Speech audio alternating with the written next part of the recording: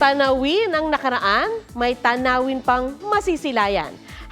Yan ang hatid ng isang lighthouse at boulevard sa Ilocos Norte. Gita Yurian kasama si Oscar Oida. Pagpasok mo rito, ang nakaraan ang yayakap sa'yo. Bawat sulok may kaalaman tungkol sa ating nakaraan. Tara't magbalik tanaw na may bonus pang tanawin. Ang Burgos Lighthouse sa Ilocos Norte, isang national cultural treasure.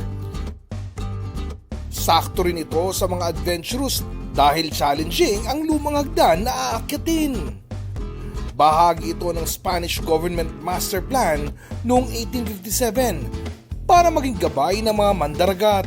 At hanggang ngayon, napapanatili pa nila ang istruktura na napapakinabangan pa rin ng Philippine Coast Guard ngayon sa West Philippine Sea. Mga historical watchtowers din ang madadaanan kung tatahakin ang baybayin sa Corimao, Ilocos Norte. Ang Seawall Boulevard, attraction na rin sa marami, lalo na't nagliliwanag tuwing gabi. Oscar Oida, nagbabalita para sa GMA Integrated News. Huwag magpahuli sa mga balitang dapat ninyong malaman. Mag-subscribe sa GMA Integrated News sa YouTube. Sa mga kapuso abroad, subaybayan nyo kami sa GMA Pinoy TV at sa www.gmanews.tv.